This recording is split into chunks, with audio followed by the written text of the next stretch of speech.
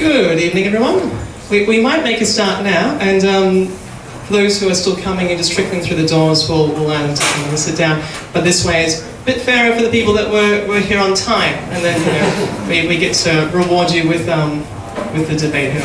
So this is a formal welcome. You might find this in your handout, but it's so well written, I might as well just read it out in its form.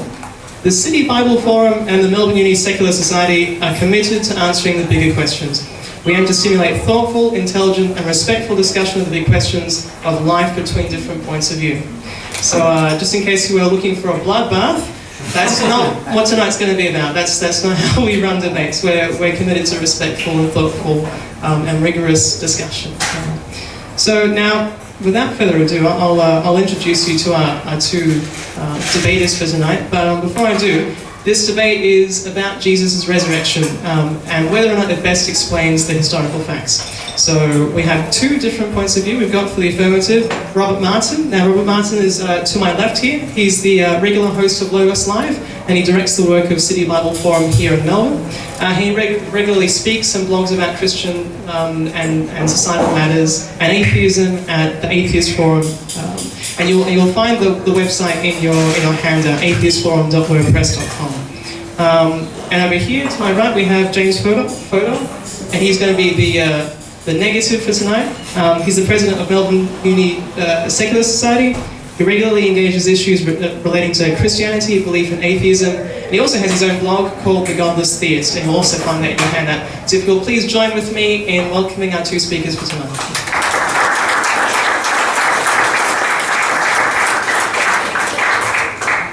Now, as an outline for tonight, we have 14 minutes for each person to give their opening remarks, and then we have 8 minutes to hear a response from both sides. Now, after the initial, 25 or so minutes, we have just under an hour of moderated discussion, and that's a chance for you guys to respond. Now, if obviously we feel like we're wrapping up, then we'll cancel it there. We won't necessarily go for a whole hour, just in case no one has any questions, but I don't think that's going to be the case. This is a fairly interesting topic, so I look forward to that discussion. About timekeeping, we'll hear a 3-minute warning, and both speakers will hear the sound. And at the 60 seconds you'll hear a double tap. Now, if anyone goes over time, we have an innovative technology here. This is a rubber chicken. If you do go over time, you'll hear the sound, and at that point, your entire point will just be rendered obsolete, because no one wants to continue over that. So that's any incentive as any to stop and stick to the 14 minutes. And as a final word before we begin, as I said before, this is a respectful debate. Speakers are interested in understanding the other's position, and so should we. So I put it to the audience during our question and answer time. Well, we should aim to respond in the same spirit as our two speakers here. If I hear questions that aren't questions, more of angry internet diatribes, I'll probably shut it down. But I don't, and I'll get the chicken. Yeah. But I don't expect that's going to come from what seems to be such a lovely audience. Okay. Without further ado, join me in welcoming Robert Martin as he opened the debate for his 14 minutes.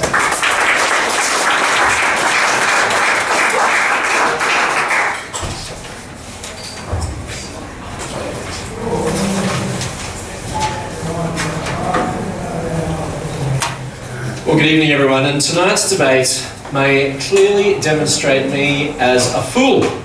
Now, to some of you, this question is already beyond doubt, but as I stand up here advocating that Jesus was raised from the dead and he really wasn't, then I am a fool. The Apostle Paul agrees. He says, if there is no resurrection of the dead, then not even Christ has been raised, and if Christ has not been raised, our preaching is useless, and so is your faith. We are, of all people, most to be pitied. Now, to many in our world, the events of the first Easter, Jesus' death and supposed resurrection, are meaningless and irrelevant. Easter is just a couple of days off work. Yet Easter is supposedly based on historical events. And whilst the resurrection of Jesus is an irrelevance to many, This is the most important question that we can ever answer. And as my opponent tonight, whom I have a great deal of respect and admiration for, once wrote, he says, "This question is too important for us to simply ignore or to be satisfied with mediocre arguments on either side." And James is right. It is too important to be satisfied with mediocrity. It's worth investigating intelligently, thoughtfully, and thoroughly. Because if it's true, it becomes the world's most dangerous idea. More than just the satisfaction of knowing that our public holidays aren't based on myth, the resurrection means that the world changes. As journalist Peter Hitchens asserted, he says, "It turns the universe from a meaningless chaos into a designed place in which there is justice and there is hope. Hope for life beyond death and hope for justice in the end." And it also alters us and our responsibilities, which is why it's so dangerous. But if it didn't happen, if Jesus wasn't raised from death, then the Christian message is really quite plainly false, and I would be an irrelevant fool. If Christ were not raised, and I'd advocate closing all the churches. I'd leave my job at City Bible Forum. And perhaps more controversially, I'd say that we should remove the public holidays on Good Friday and Easter Monday. But perhaps more popularly, I'd advocate that we have more sport-based public holidays instead. But sadly, it would also mean that there is no hope for life after death. The world reverts to meaningless chaos. Christianity is an historical religion which does not advocate blind faith. It's based on historical facts which can be tested and weighed. And that's what we're doing tonight, testing and weighing the historical facts surrounding Jesus' resurrection. And contrary to the view of some hyper-skeptics, to which I'm grateful that James is not one, there are historical facts surrounding Jesus and his supposed resurrection which require explanation. Facts that require explanation even if you reject God and the resurrection hypothesis. So that's the purpose of tonight's debate. It's abductive inference to the best explanation. What best explains the facts surrounding Jesus' resurrection? Now, our perspective on this issue will be influenced by our presuppositions. If we suppose or we assume that miracles are impossible and that God doesn't exist, then it's unlikely that you're going to be convinced that a miracle like the resurrection happened. Now, if this is you, then you're not going to be persuaded by anything I say tonight, simply because you assume a closed, atheistic universe. I chatted with an atheist once last year and I asked him, what would convince you that God was there? And he replied, a miracle. I then asked him, do you believe that miracles can happen? And he said, no. I thought, well, what's the point of talking about this anymore? There's nothing that I could have said that would have persuaded him that a miracle occurred, which means that I could never have produced any evidence for God that would satisfy him. His assumptions skewed any evidence presented away from any supernatural conclusion. Now, this presupposition becomes crucial when assessing the evidence for the resurrection of Jesus. Because if we believe in the existence of God or a supernatural agent, one who can raise dead people to life, if we believe this is improbable or controversial, then we'll always prefer a naturalistic solution, even if this solution doesn't really explain all the facts. Sorry, can I just pause there for 1 second just to change the microphone? Just because that's, you know, is that okay? I'm sorry.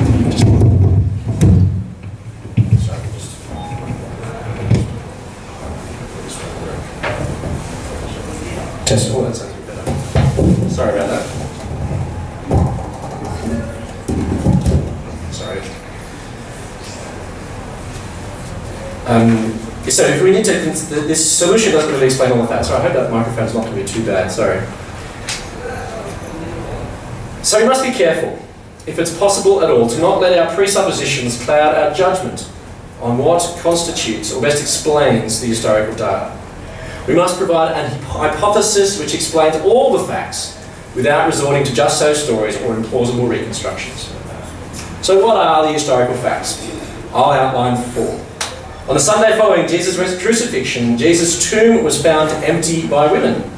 Now the fact that all 4 Gospels report women as the first witnesses of the empty tomb requires explanation, as it's unlikely to have been invented.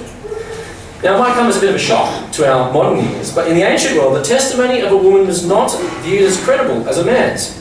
In the Greco-Roman world, educated men regarded women as gullible in religious matters and especially prone to superstitious fantasy and excessive in religious practices. For example, ancient Jewish historian Josephus said, "From women let no evidence be accepted because of the levity and the temerity of their sex." 2nd century opponent of Christianity, Celsus, criticised the reliability of the resurrection stories for precisely this reason.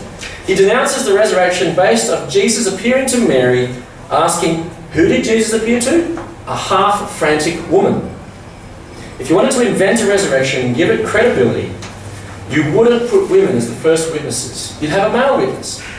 Yet the stories have all been preserved with women as the first witnesses of the empty tomb, most plausibly because that's what actually happened.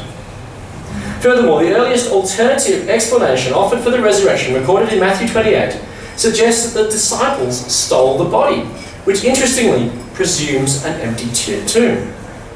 There is no evidence that the body was forgotten, changed, or stolen. The empty tomb and the reports of its discovery by women requires explanation.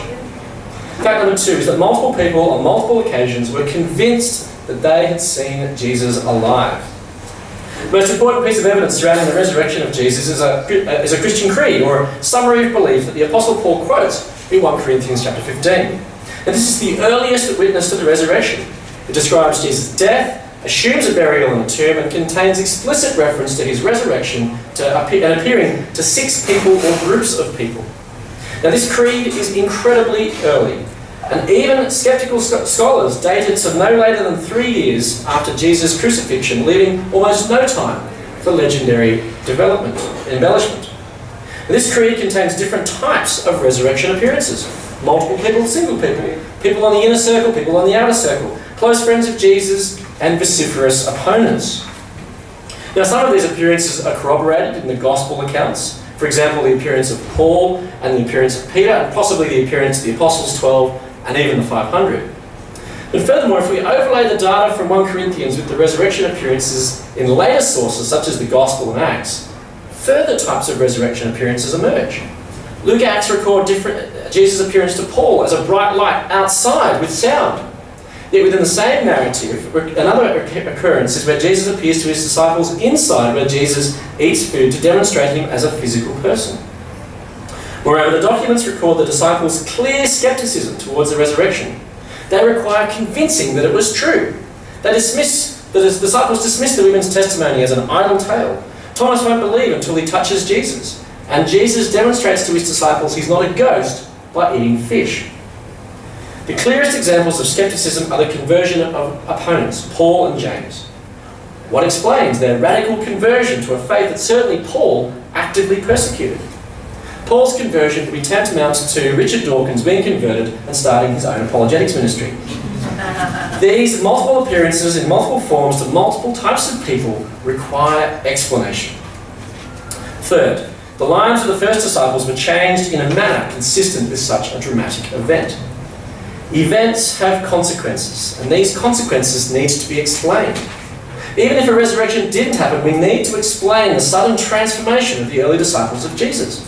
Some kind of powerful, transformative experience is required to explain why this group of disciples left their previous vocations to preach the message of resurrection amidst opposition and persecution, where many died for their beliefs. Now, these deaths don't demonstrate the truth of the message. Many people die for foolish causes, but generally people don't die for something that they know is false. There was no personal advantage for these disciples to preach the resurrection. We need to explain why they willingly became fools and died. And fourth, the emergence of documents over a short period of time in the 1st century written by Jews which contained controversial reference to the resurrection of Jesus. Now some skeptics want to say that the Bible provides no evidence of a resurrection because it's a biased religious book. But historically speaking, this is no explanation. What requires explanation is the emergence of these documents. In history, why did suddenly a series of documents appear in a very short period of time which outline and describe this resurrection of a man, Jesus, from the dead? We may deny the resurrection, but we still need to explain the emergence of these documents. Who wrote them and for what purpose? What motivated them to write about the resurrection of a man who was never actually resurrected? The descriptions of Jesus and his resurrection in these documents were very different from prevailing expectations. First, Jesus was described as a Messiah. Yet no Jew was expecting a Messiah to suffer and die, let alone to be raised to life. Jews were expecting this Messiah to defeat the pagans, not to die at their hands.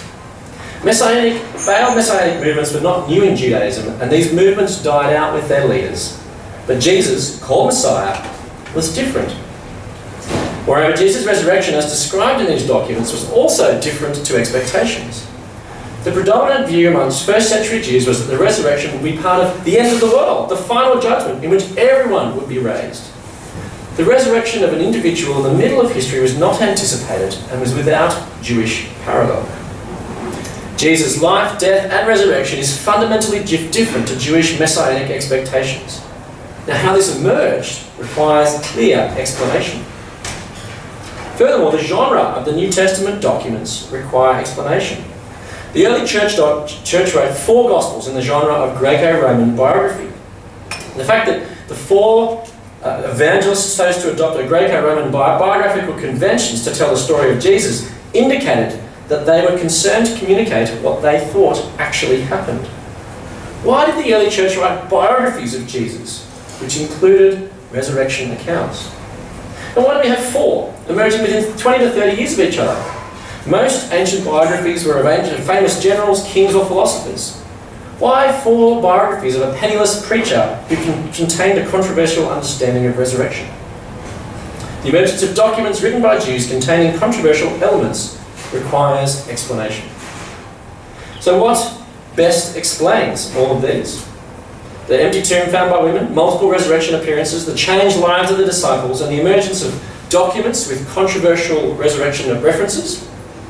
Well, these 4 facts must all be explained satisfactorily without resorting to just-so stories, positing solutions without evidence, or overlooking facts. Rejecting any of these facts must require evidence and reasons, otherwise it's simply appealing to prejudice and presupposition. No naturalistic explanation can simultaneously account for the empty tomb and the variety of resurrection appearances. Skeptics consistently fail to provide plausible alternative explanations to explain why the church suddenly and with such enthusiasm believed in Jesus' resurrection. Instead, the resurrection of Jesus best explains these facts.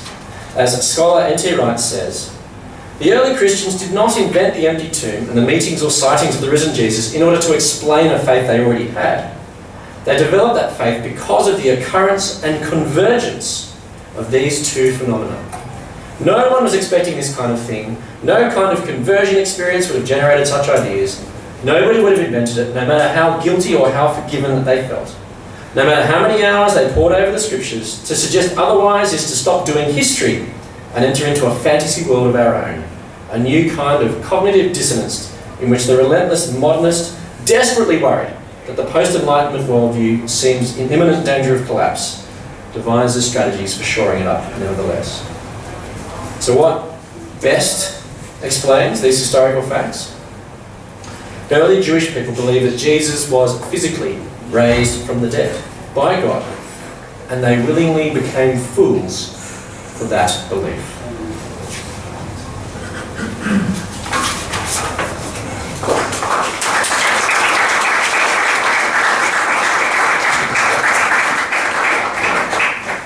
Alright, we'll now have 14 minutes for James's opening discussion, so please join with me in welcoming him to the podium.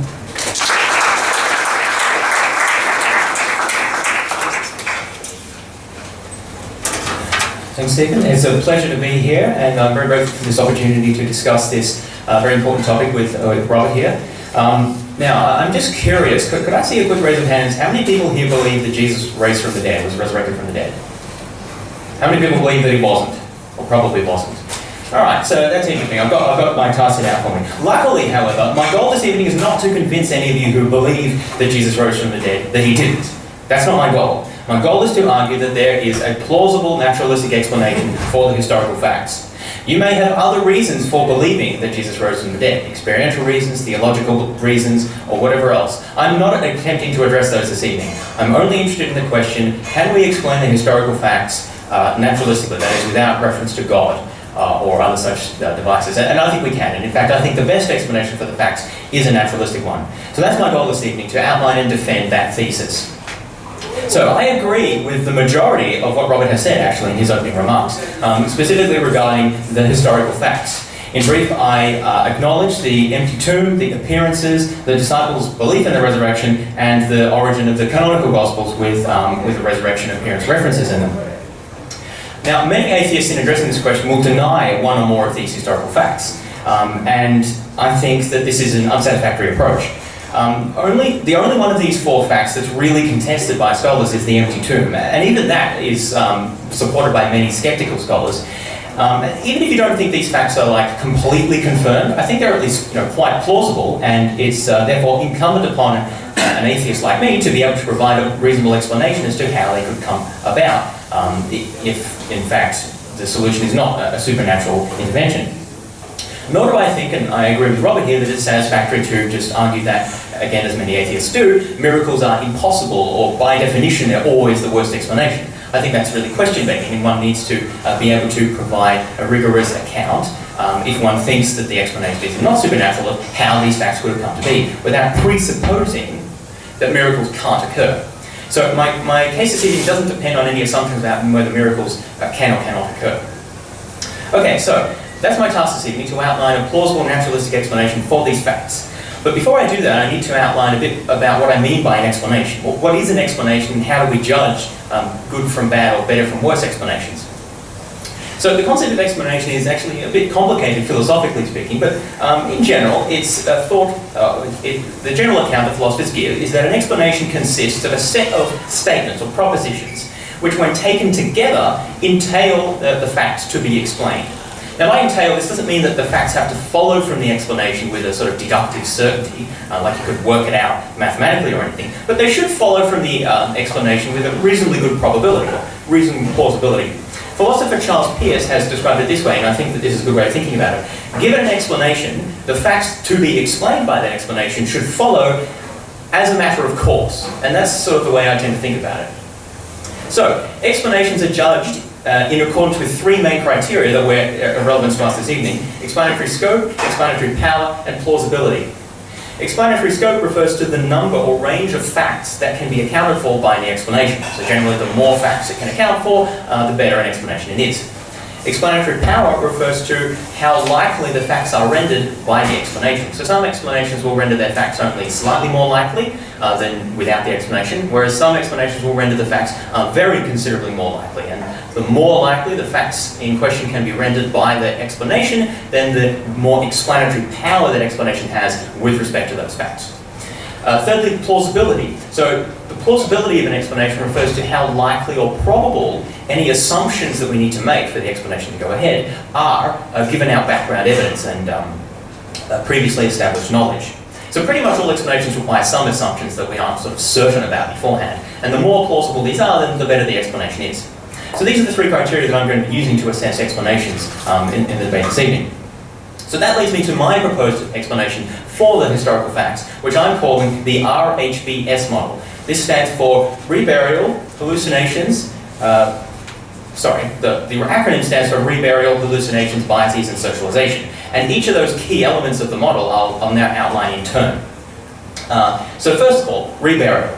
So under one plausible scenario, I think Jesus' burial in Joseph's tomb, Joseph of Arimathea, was always intended to be temporary. This decision was made as a result of the fast approaching Sabbath, the nearness of Joseph's tomb, and also a desire to avoid a further disruptive public spectacle that occurred with Jesus' trial and his death. Now, I think this temporary burial hypothesis is quite plausible in the light of a number of facts. First of all, we know that Jewish law required that bodies be taken down from crucifixion or from other public execution sites before the evening came. We read about this in Deuteronomy, it's also mentioned in John. Second of all, we know that the Gospels indicate that the burial was rushed. So, for example, in Mark 15:42, it's reported that Joseph of Arimathea only asked for Jesus' body when evening had already come, because it was the preparation day, that is, the day before the Sabbath. So if evening had already come, that means that the Sabbath is just about to begin, that the Sabbath began at sundown, which meant that there was very little time for the body to be buried. Also, in John 19:42, we similarly read that, therefore, because of the Jewish day of preparation, since the tomb was nearby, they laid Jesus there. So again, the indication here is that there's not much time for the burial to take place, and Joseph's tomb was selected, at least in part, because it was nearby.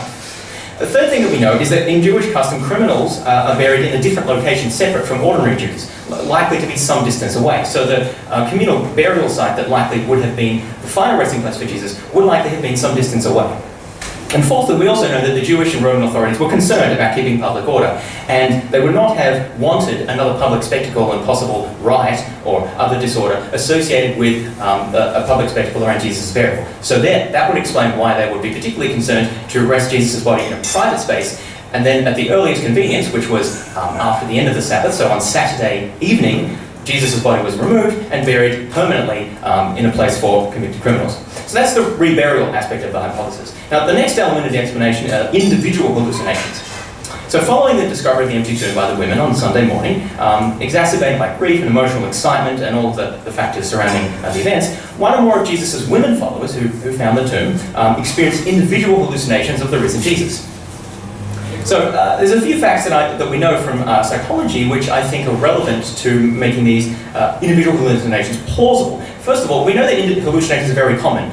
There's a tendency to think that hallucinations are something that the mentally ill experience, but this isn't true. So one study, for example, found that in a review, between 10 and 37% of people reported experiencing auditory hallucinations. Another thing we know from the psychological literature is that a particularly common type of hallucination called bereavement hallucinations following the death of a loved one or close one. So again, in another study, half of the subjects felt the presence of a deceased person, and 1/3 of them reported seeing, hearing, or talking to the deceased. And thirdly, it's also well known that hallucinations are especially common in religious and highly emotive contexts, which of course are relevant in the case of the women. So I think taken together, it's quite plausible that the women, upon discovering the empty tomb, may have experienced individual hallucinations of Jesus appearing to them. The third element of the model are group religious experiences. So after the women followers found the empty tomb, had hallucinations, they then went to the male disciples and discussed their experiences with them, told them what happened. This generated an expectation that the male disciples might experience something similar. So partly as a result of this expectation, also mediated by social reinforcement, strong emotions, and all of the other factors surrounding the events, the early disciples had a number of collective religious experiences of the risen Jesus, and this accounts for the appearances that we have reported. So this is psychologically known behaviour. So psychologist Donovan Rawcliffe, who's studied these sorts of events, wrote, quote, "The same factors which operate for a single individual in the induction of hallucinations may become even more effective in an excited or expectant crowd, and on occasion may result in mass hallucinations. This is not to say that any two people are capable of having precisely the same hallucination in every respect identical, but similar preconceptions and expectations can undoubtedly result in hallucinatory visions so alike that subsequent comparisons would not disclose any discrepancy. Dissimilar hallucinatory experiences often attain a spurious similarity by a process of harmonization in subsequent recollection and conversation." End quote. So not just psychologically, but I think also historically we have good grounds for thinking that these sorts of things can occur. We have numerous cases historically of people reporting to experience highly unusual events that almost certainly didn't happen. So just a few examples. The Westfall UFO encounter of 1966, which I think actually happened in Melbourne. A flying saucer was seen over a school by a group of several hundred people. Many marine apparitions of the Virgin Mary appearing to thousands of people at once, for example, Our Lady of Zaitun in Cairo. Reports of the angels appearing over the trenches in the First World War and the Angels of Mons incident. And mass hysteria like the genital shrinking epidemics that have happened in a number of African countries where people come to believe that their genitals are shrinking when they're not. So I think it's actually plausible that these sort of group collective appearances could have occurred. Fourth element of the model, memory and cognitive biases. So in the process of discussing their experiences between themselves, the disciples' memories of what they had experienced were reshaped through processes of reconstructive recall, social memory contagion, and other biases that increased the coherence and impressiveness of these accounts. So once again, I think that there's ample psychological literature to indicate the plausibility of these processes. Psychologist Elizabeth Loftus has studied the formation of false memories, and in a TED Talk about this, she gives this fascinating case of Steve Titus, who was falsely accused of rape, and the victim at the trial stated that she was absolutely positive that he was the man who did it. But in fact, the real culprit later confessed, and it was determined that the victim's memory had been falsely manipulated by repeated exposure to Titus and also by the suggestion of the police officers. So this sort of thing we know can happen, where people's memories can be dramatically changed. Other experimental studies validate this. So in one study found that 76% of participants came to remember seeing non-existent film footage of the sinking of a passenger liner. In a different study, 40% of participants recalled seeing non-existent footage of an explosion in a Bali nightclub. Yet further studies have also found that people will incorporate misinformation from others into their own memories of the event, even if you warn them that this might happen. So taken together again, I think it's quite plausible from the psychological literature that these memory and cognitive biases do occur and will reshape the way we remember things. The final, fifth element of the model, socialization and marginalization of doubt. This operates by a process of public expressions of doubt and skepticism, any disagreement are marginalized by processes of socialization and conformity, and also tendency to sort of believe no matter what the evidence is. And I think we have comparable historical cases of this. The Jehovah's Witnesses have made a number of specific prophecies about Jesus coming again or the world ending or something like that, which on many occasions have been falsified. And yet the movement continues and still thrives to this day, illustrating the ability of people to justify their beliefs despite apparent, obvious disconfirmation. So taken together, I think the RHBS model, as I've outlined it, only in brief, has the explanatory scope and power to account for the historical facts. And given the psychological, sociological and historical evidence, only some of which I've been able to cite in limited time, I think that it's quite plausible. Now, very briefly, in the limited time I have left, I just want to compare the resurrection hypothesis with the RHBS model as I've outlined it. The resurrection hypothesis is typically stated as something like, God raised Jesus from the dead.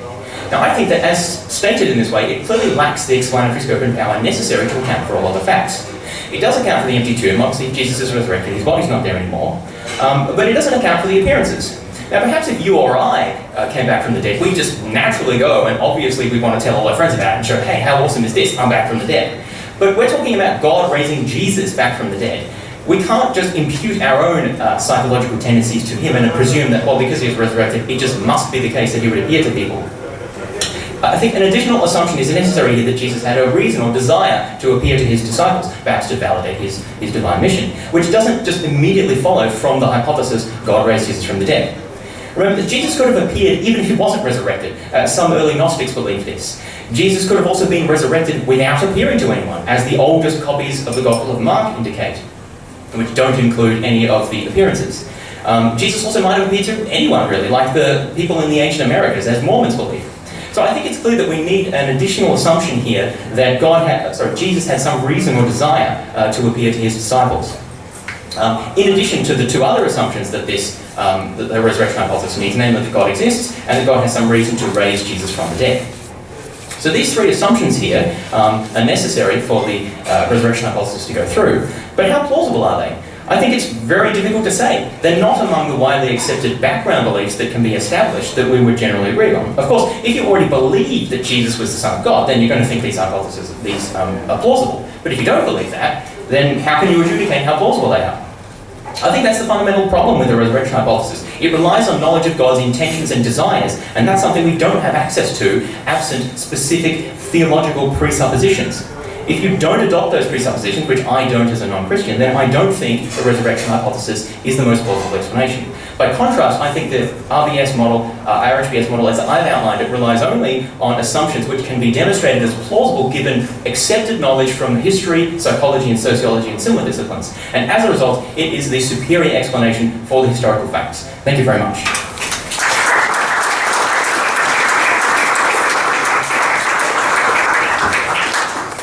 I'm sure you're all thinking through those both models right now. After about half an hour of our opening remarks, we're going to move into our rebuttals now. So I'm going to give 8 minutes to each side, starting with Robert Martin. So here he comes.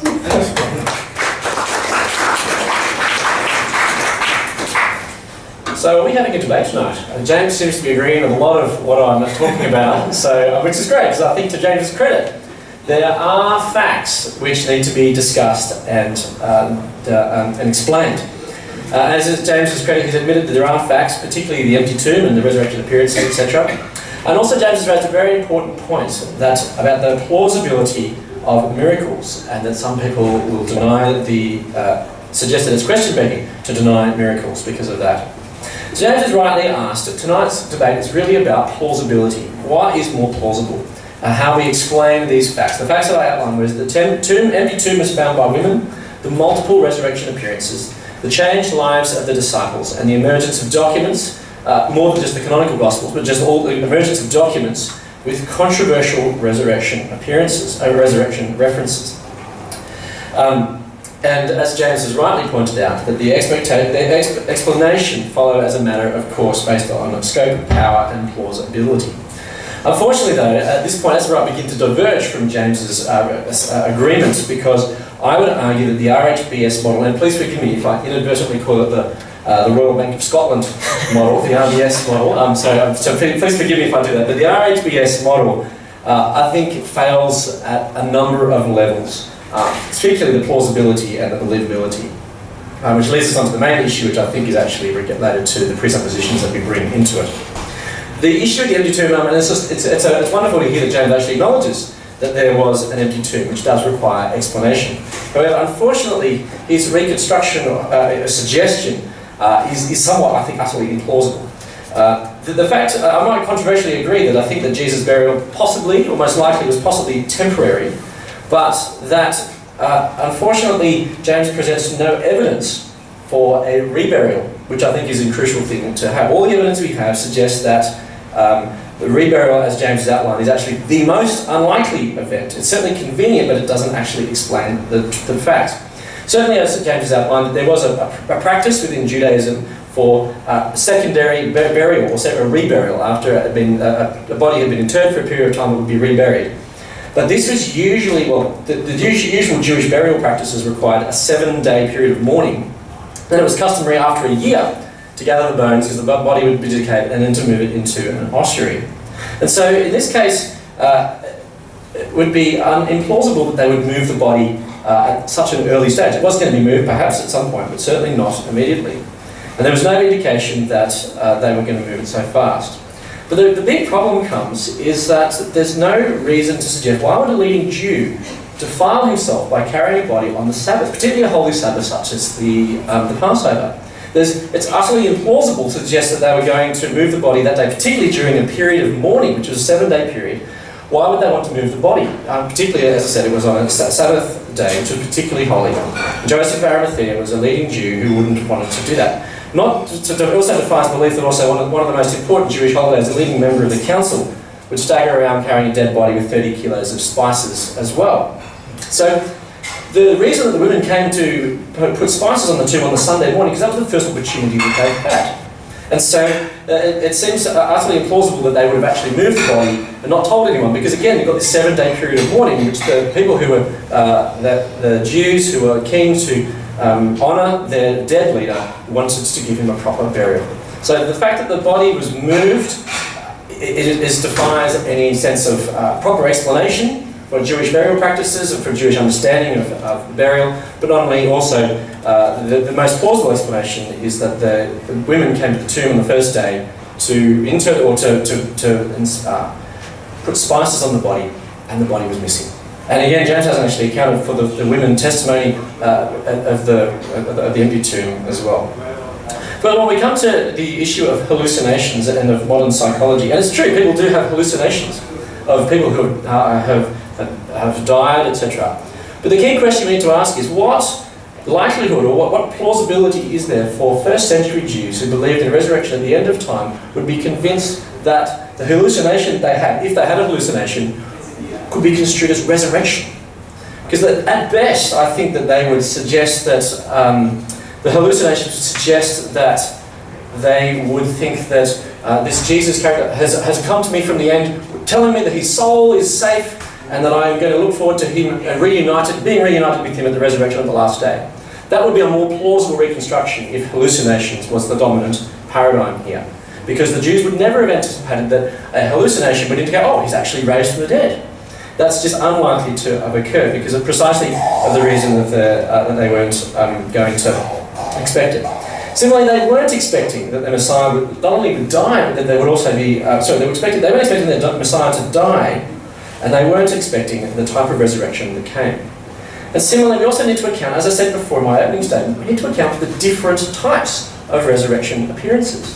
Some of them, like for example, the appearance to Paul, may be could be suggested it was a hallucination. He saw the risen Jesus, it was a bright light, who knows what happens there, he saw Jesus.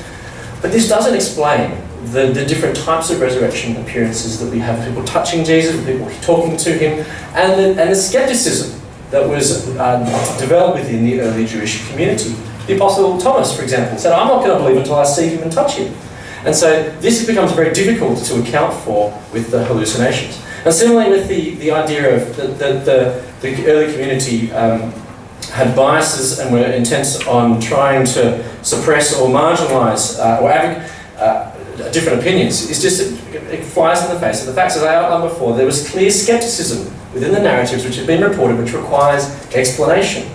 That the women, the first women who came, they were told this is nothing but an idle tale to Thomas, and then Luke records that they were presenting many convincing proofs that Jesus was alive, recognising that there was clear scepticism within the early community.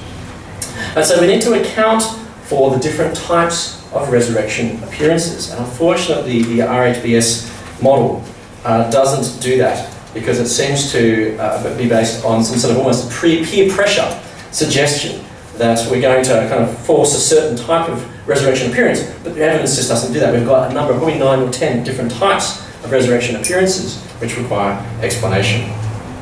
And I'm certainly going to concede, yes, that there are elements of memory and cognitive bias which is a valid and a legitimate psychological phenomenon. But the question we've got to ask is, how valid is that applying it to first century Jews, considering that they wanted to, that someone is raised from the dead? Certainly we can have experiences about UFOs, usually which is an external appearance that we interpret in some sort of way. But why are we going to interpret internal events in our minds as a hallucination to suddenly be recorded in documents within a lifetime of, less than a lifetime of the people, to say that this is actually a resurrection of someone who I can taste and touch? The big issue that James has raised is actually the issue of presuppositions. That if we presume that a resurrection is more likely because of an existing faith that we have, then it's going to skew our final assessment. And so if we believe that God is more likely, therefore resurrection is more likely, then also we could also ask the converse and say, well, if God is unlikely, then resurrection is going to be unlikely. And unfortunately, it'll be our presuppositions that will determine the evidence, not the evidence explaining the facts. And the best explanation of the facts is that Jesus really did raise from the dead. I think it's 8 minutes. Thank you.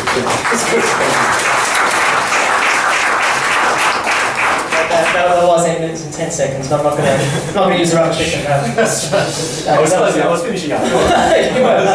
All right, and now we're just going to go to James for his remarks. So 8 minutes again, James, and make him feel welcome.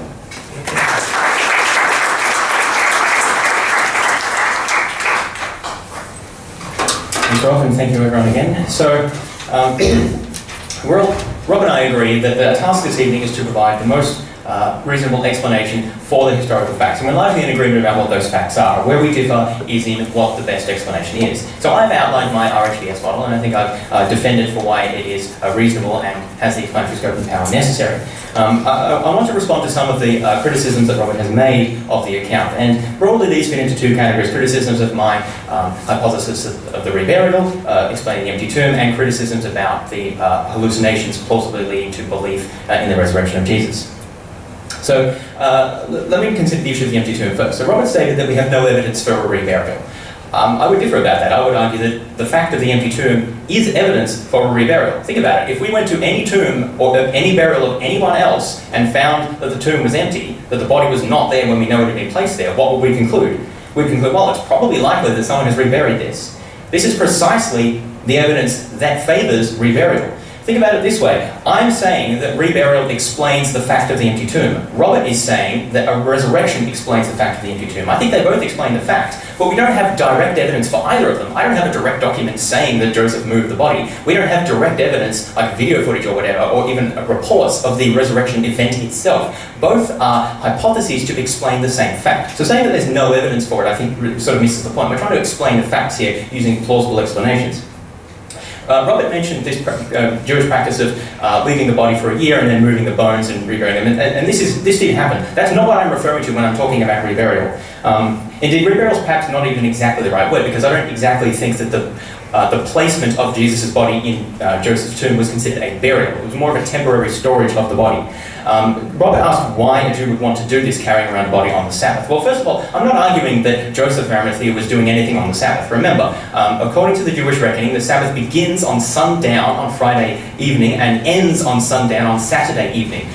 And so I think that after sundown on Saturday evening, when the Sabbath was finished, was the time, that's the first time available when the body could have been moved. And that's precisely when Joseph would have moved the body. Not necessarily personally, he had servants, he was a rich man, he could afford these sorts of things. Why would he want to do that? Because a convicted criminal's body is in his family tomb. He wants to get it out of there. He wants to get it in where it should be permanently buried. And I can imagine sort of conversations he might have had with his wife or family and friends when he got home. A family tomb is an expensive thing, and burial practices were very important in ancient Judaism. And when Joseph of Arimathea goes home and tells his wife about how he used his family tomb to house the body of a convicted criminal and false messiah, I can just imagine her saying, "You did what with our family tomb?" Of course Joseph wants to get the body out of the tomb as soon as possible. And Saturday evening is exactly the first opportunity he would have to do this. As for the 7-day period of mourning that Robert mentioned, that's irrelevant to the Joseph of Arimathea or the Jewish authorities who wanted to get the body out of the tomb. That may have been relevant to the disciples, but I don't think it's relevant to them. And I think I have accounted for the women's testimony of the empty tomb. I think the reason we have women's testimony of the empty tomb is most probably because women really did discover an empty tomb. Exactly the same reason that Robert thinks. The only difference is why the tomb was empty. But I think I've given plausible reasons to think that the tomb may have been empty simply by reburial and not requiring positing a resurrection.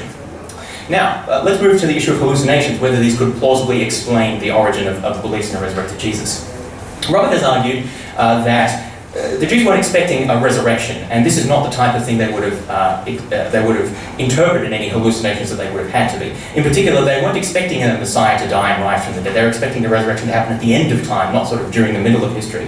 But remember that, as a number of scholars like Bart Ehrman have shown, a significant amount of Jesus' teaching was that of an apocalyptic prophet. Jesus believed, and his disciples believed, that the end of the world was nigh, that the kingdom of God was at hand. So when Jesus' followers started saying, or thinking at least, that Jesus might have been resurrected, I think this is how they started to interpret their appearances.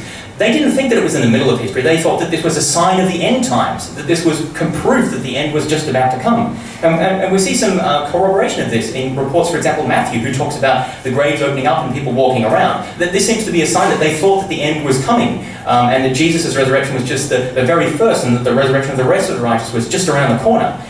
This is language like Jesus being the first fruits of them that slept is consistent with this. They believe, Jesus was just coming first and then everyone else was about to be resurrected because the end of the world was right there.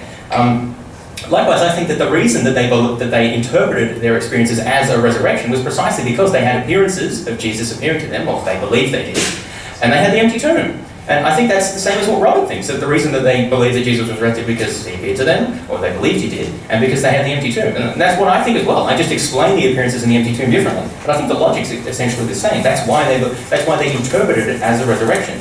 Remember that after these events, they're going to be talking to each other, reading through their scriptures, they're debating, trying to work out what's going on. And the resurrection is what they came up with as in the theological context, as, well, their best explanation of what happened. Now, one point that Robert has made is that what my RHBS model can't account for is the skepticism that the disciples exhibit with regard to the appearances. I actually think, contrary to Robert, this is evidence in favour of the RHBS model. Let me explain. Think about if Robert's hypothesis were true, that Jesus really was God. That means, presumably, that the miracle reports of walking on water and raising the dead and healings and feeding the 5,000 and all of these other sorts of things presumably happened.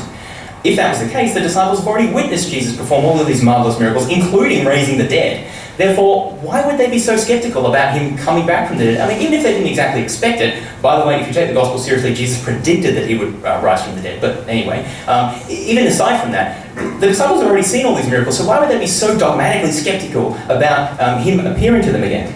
So I don't think the resurrection hypothesis actually explains the skepticism motifs that we see in the Gospels. What's my explanation for these motifs? My explanation is that this so-called avowal of prior skepticism is exactly what we see when psychologists and other people look at the literature about people who think they've experienced religious experiences or paranormal experiences or other things like this, seeing aliens, that sort of thing. Psychologist Anna Stone explains, the avowal of prior skepticism is a narrative device designed to enhance the credibility of the narrator and the likelihood of attribution of the event to a paranormal cause, in this case supernatural cause. The technique works like this. A typical narrative account starts with an avowal of prior skepticism. At first I'm skeptical, followed by a description of an anomalous occurrence. But a psychic told me things that you would not know, or in this case, Jesus appeared to us, which in turn is followed by a conversion. I realized that something out of the ordinary was occurring, or in this case, Jesus rose from the dead. This technique highlights the strength of the evidence that caused a change in the narrator's attitude from initial skepticism to belief. By highlighting the narrator's reliance on evidence, the account also positions the reader as a rational thinker, end quote. And this is exactly consistent with what we read in the Gospels, which repeatedly say, these accounts are written to convince you that Jesus rose from the dead. More signs than could be written here were given, more proofs and so on. I think this is exactly what we would expect, these avowals of prior skepticism, given what we know about other similar reports from the psychological literature, on the assumption that these appearances were hallucinations. So, to sum up, I think that the RHBS model has withstood the criticisms that Robert has levied against it. Of course, there are many more that could potentially be, and hopefully we'll get to some of those in the discussion. But I just want to briefly touch on this idea of presuppositions. Presuppositions obviously matter.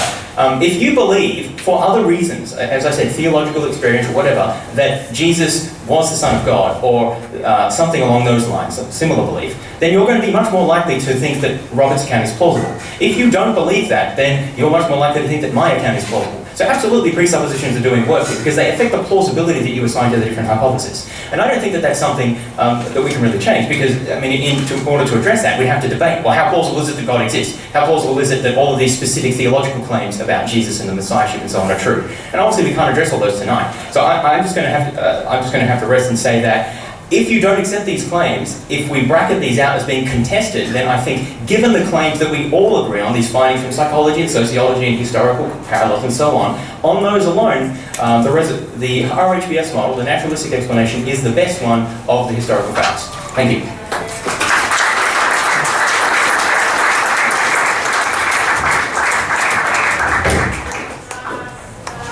We're going to move into discussion time now. If I can fix up the microphone, it just broke. About 45 minutes of discussion. Now, we might stand up for this. Oh, that's so much more freeing. I love carrying the microphone here. Now, we're going to probably stand up for this so we can see you guys in the back, and also for people that just walked in.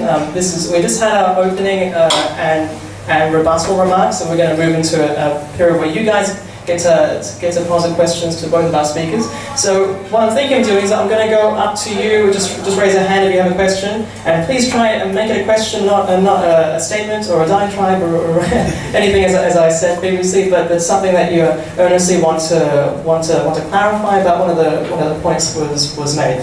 So where are we going to stand? We're just going to stand here, and if anyone has a question, just raise your hand now, and I'll go over to you. You're the first one.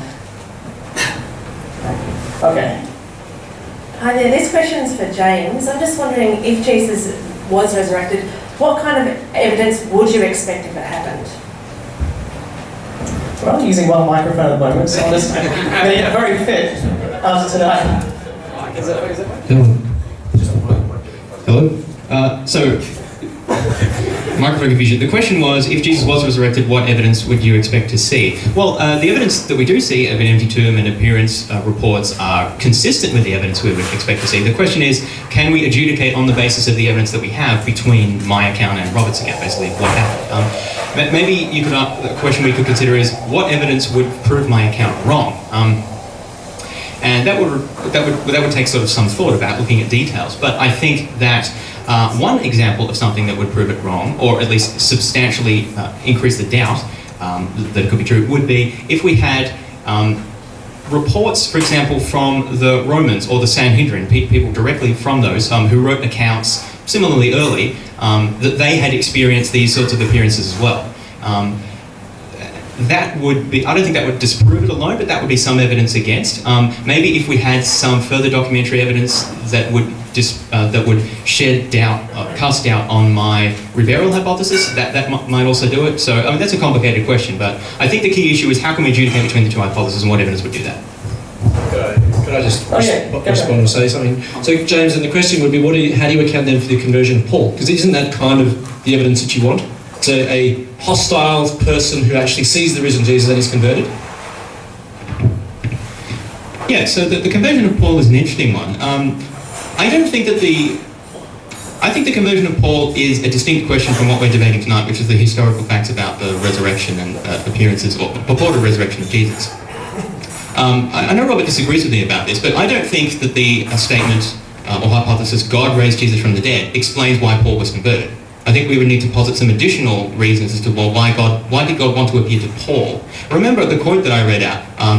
From our explanation, the facts should follow as a matter of course. I submit that it doesn't follow as a matter of course that if Jesus was raised from the dead, Paul would be converted. It doesn't explain that. You need to introduce additional assumptions about why God's doing this, what reasons he has. So I agree. My account, I don't explain the conversion of Paul. Why is Paul converted? What's going on there? I think he probably had a hallucination, and there's other things going on there which I could get into. But I don't think that your account explains it either. I think it's a separate issue.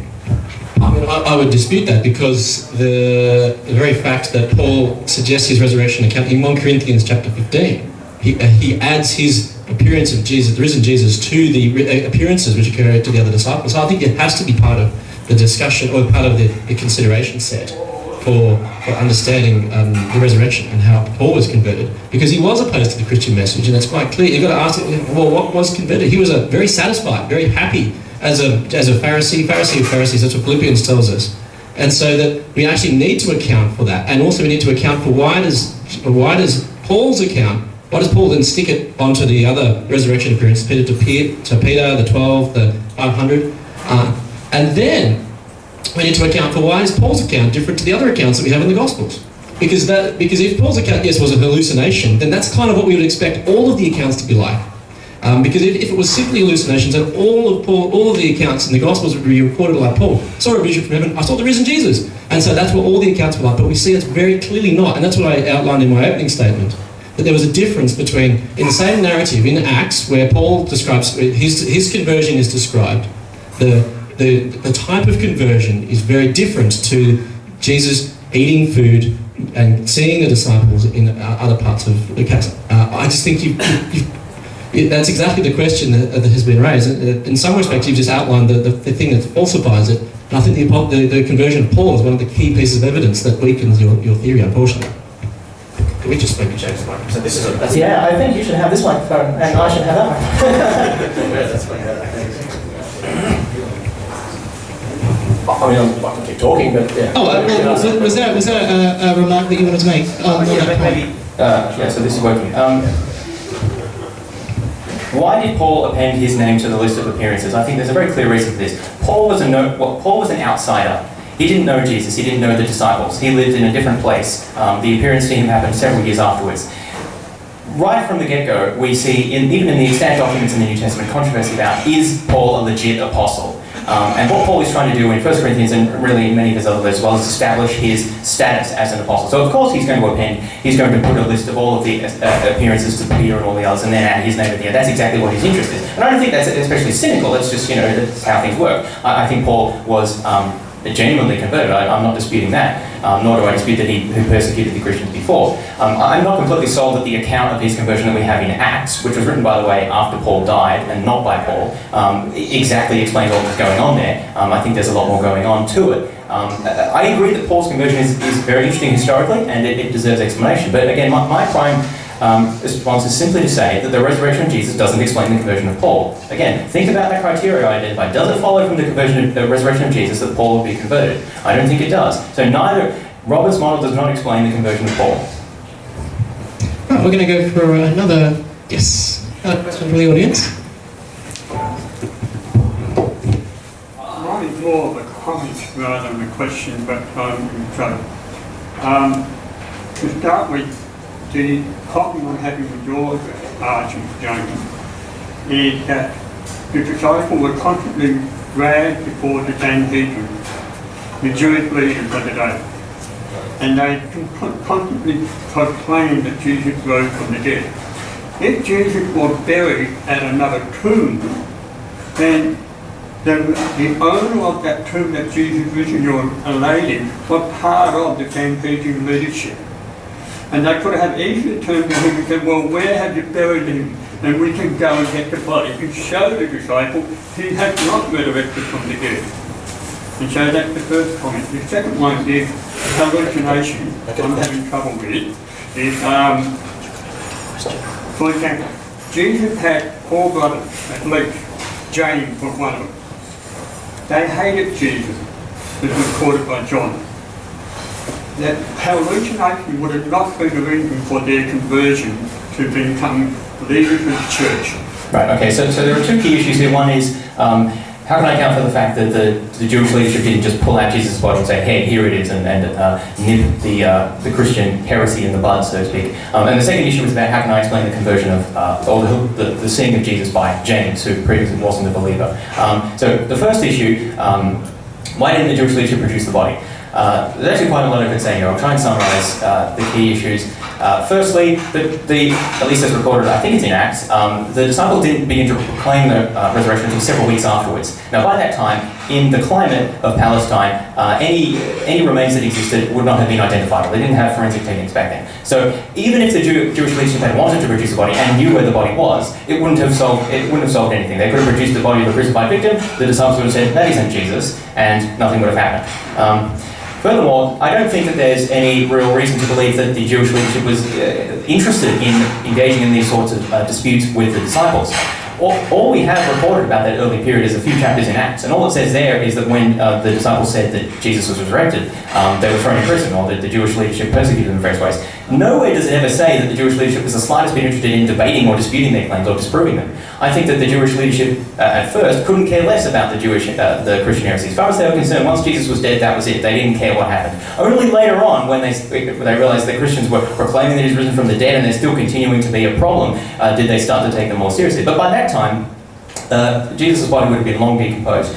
And furthermore, it's not clear that they would have kept tabs on it. I think that Jesus' body was likely buried in a mass grave somewhere. Well, they don't know where in the grave it's been buried, but no one in the Sanhedrin would have cared less about it as long as the problem was gone at the time that Jesus was crucified. So the short answer is basically that by the time it became an issue, the Sanhedrin didn't have the ability to actually persuade anyone. And the final point I would say on that is, personally, I believe that even if Jesus' body recognizably had been dragged through the streets of Jerusalem, the disciples still wouldn't have been convinced. My evidence for that is the numerous cases where new religious movements have had those sorts of things happen, very clear disconfirmations, and they still continue on. There's one study that I looked up where they looked at 13 of these movements, and 12 of them had very clear disconfirmations and still continued afterwards. I cited the example of the Jehovah's Witnesses, and there are many others. So that's my answer to the first question about why didn't they produce the body. Second, the conversion of James, I'll say very briefly.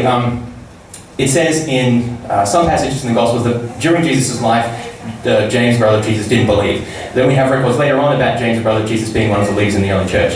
And there are records of, Paul mentions, for example, of appearance to James. I think the problem here is inferring that because at first James didn't believe, and then later there was an appearance to him, that therefore his belief must have been caused by that appearance. Well, that's a fallacy. That's the post hoc fallacy. You can't assume that just because James came to believe, James had an experience after he didn't believe, that therefore he came to believe because of that experience. He could have come to believe in Jesus and become a follower at any time between the time when the Gospels say he wasn't and the event when it says that it appeared to him. So I don't think there's any real good reason to believe that James was converted by an appearance by Jesus. Thanks, James. I will respond to a couple of things. And again, the Apostle Paul, his testimony and his experience, I think undermines exactly what you said. Because Paul, in his own works, his own writings, which is separate from Acts, says that, and it goes on from 1 Corinthians 15, which says that I, Paul, he calls himself the least of the apostles because he persecuted the church. So there was a clear interest in understanding and persecuting the church. Now, was it just simply because they don't like debating, etc.? I mean, the Jews are known as people of the book. They regularly engaged, they kept libraries, they regularly engaged in debates and discussions and teaching, etc. I think you would have to provide evidence to suggest that the Jews were uninterested in debate, etc. Unfortunately, I don't think you've actually provided any, it's just a series of assertions, unfortunately. And then I suppose, again, so the experience of the Apostle Paul, I think, is crucial in recognising that they did take an active interest in this. And similarly, the Jews did take interest. I mean, we just have the very fact that we can have ossuaries to this day, like James Cameron's famous documentary claiming the body of Jesus because it had names on the tomb. People knew where tombs were. We can't just assume that because they buried it, they suddenly forgot where it was. This was a leader. These people were invested in this Messiah, this person who they had spent years with, and he had suddenly dashed their hopes. They would have kept track of at least knowing where it was. I think that the suggestion that the tomb was lost, the body was in a mass grave, unfortunately that contradicts what you said before, that the body was reburied somewhere. So was it reburied or did it go into a mass grave? Again, we've just got to make sure that we keep a consistent story, but also one that is consistent with practices of the ancient times, and that explains all the data. So we can't just consider it as a series of just so stories, unfortunately, to explain things that otherwise are best explained by the resurrection. I'll move on to another question from the audience. I believe you were next. Yeah, so I'm going to give James a break and ask Rob a question. Sure, great. It's kind of a question of clarification, because it seemed like there was something that didn't quite mesh together in your rebuttal to James.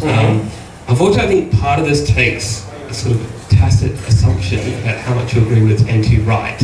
Right. I feel like you probably agree reasonably with N.T. Wright. Depends on what we're talking about, but yes, I do, yes. Yeah, okay, so particularly the point at which... Turn it on again, I'll give us like the green setting. It's the IT, if it's IT. There we go. Oh, it's resurrected. So that's not a resurrection, by the way. Evidently not. Yeah, so particularly the point where N.T. Wright argues that it was the Jewish framework of the first Christian believers that predisposed them to viewing the appearances as literal resurrection. Yes. Right. Yeah. So okay. So on the one, just so the benefit of those who couldn't hear. So maybe just use this one while you ask the question. So basically Tom Wright argues that the reason the first followers of Jesus who were Jewish believed that the appearances were of a physical, literal resurrection was because of their Jewish mindset and Jewish worldview. That's the basic point, okay, so the thing I find difficult to reconcile there is then, as part of your rebuttal to James, you argued that if these appearances, which you both agree on, are explicable on the basis of hallucination, that if it was a hallucination, they would have been more predisposed to view these appearances as images of a future eschaton, but not literal themselves. Correct. It seems to me that considering the point, the issue, the point at issue is the factums of the appearances themselves. I see that as a contradiction, right? On the one hand, you're saying that this same fact of the resurrection appearances, if it was explicable by hallucination, which isn't part of the fact we're trying to explain, that's a separate explanatory hypothesis, that on one hand, for some reason, because if they were explained by hallucination, their Jewish worldview would presuppose them to see them not as resurrection, but as some sort of ghostly image of the eschaton. But then, if it's literal, then their Jewish perspective would presuppose them to see it as a literal resurrection. I don't see how the explanatory hypothesis applied to the same factum would predispose the same Jewish worldview to come to different conclusions. I'm not exactly sure what you're talking about, and I think I agree with most of it, so I'll just talk. And I'll just say, hopefully that'll kind of explain. Just to clarify, Jews believed in resurrection. When they meant resurrection, it was only one thing. That was a physical, flesh and blood, body reanimation. So the biblical background for this is passages like Ezekiel chapter 37, Daniel chapter 12, etc., where that actually was a reanimation. It wasn't like the Greek suggestion of the body is a prison house of the soul. It wasn't. They couldn't imagine a disembodied sort of future eschaton, as you described, which is eschaton is simply a way of describing sort of the future or the end times. So the Jewish understanding of the end times was that there would be this great resurrection.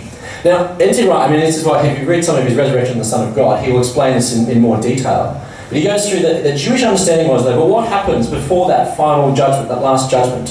What will happen to the souls or the bodies of those who die?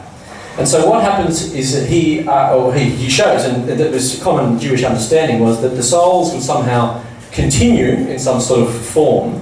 And so with the Rich of Endor, for example, in 1 Samuel chapter 28, where sort of Saul consults a medium, which is stupid, he should have done that, but consults a medium, and suddenly the Rich of Endor brings up Samuel, and he talks to him. So in some ways that sort of reflects that there was this sort of this intermediate state kind of thing. But the Jews would never have suggested that that would be resurrection.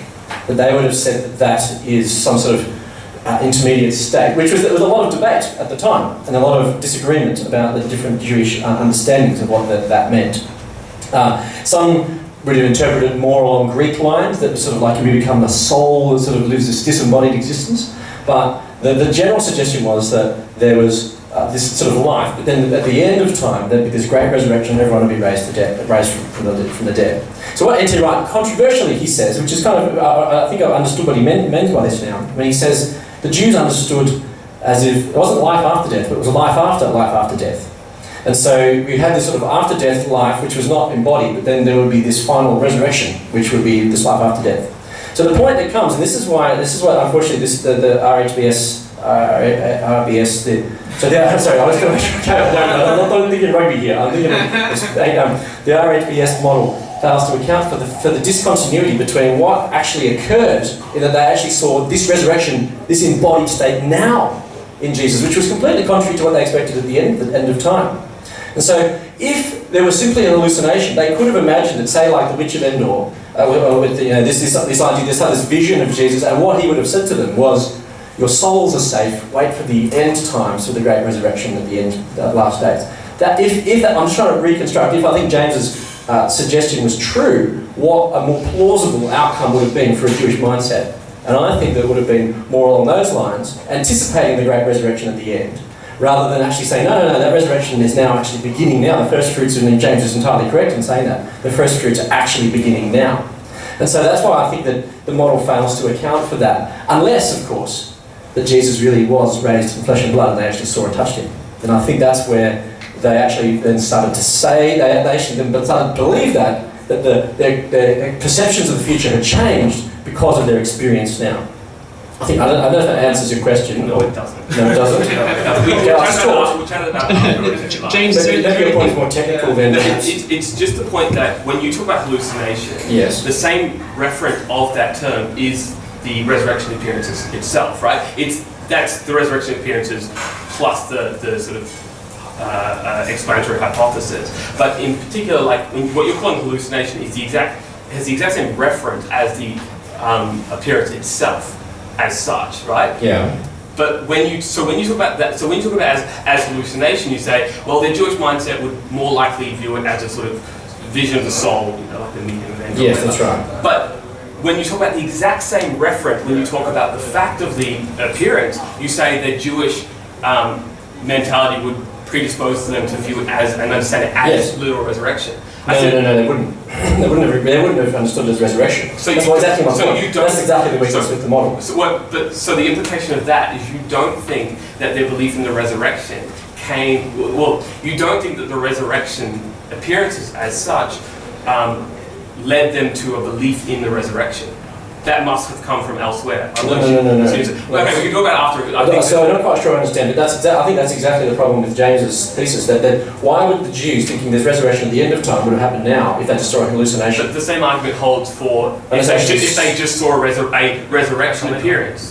James, do you want to make a comment on the model? Yeah, so I think my understanding of this, and I don't know if that exactly agrees with yours, but I say that the Jews, the disciples of Jesus, came to believe that Jesus rose from the dead because they believed that they saw and touched him, and also that his tomb was empty. And Robert seems to say that they came to believe that Jesus had rose from the dead because they actually did see and touch him, and his tomb was empty. I see those as effectively equivalent, except for did they really see and touch him? But they both, in both cases, believed that they did, and I think that that's really all that matters here. And I really just feel the need to jump back and talk and respond briefly to Robert's point about the interest that the Jewish leadership had in persecuting the early Christian movement, because I think this is really important, which is why I want to jump back just for a moment.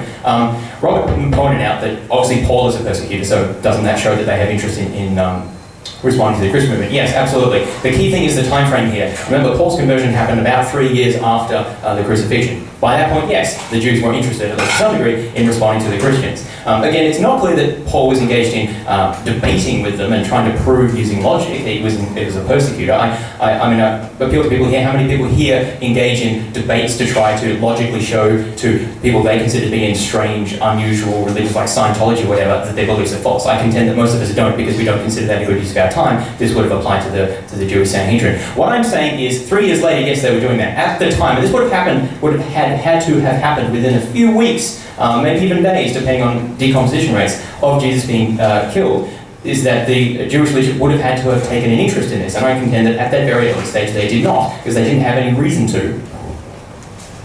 We go for yes, very eager.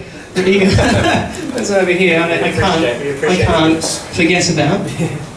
You answer? Thank you very much.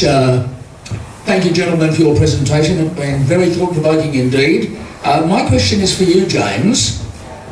If Jesus was reburied, as you've explained, in accordance with the expectations and the customs of the day, this would have been known by all concerned, including the disciples. Therefore, the fact that his first burial place was empty would have been an unsurprising non-event. The only occurrence of any interest would have been if his second burial place was found empty, which I assume you don't believe was the case. So if his body remained in its second place of rest, the disciples would have known it, and all their resurrection claims would have been knowingly false and fraudulent.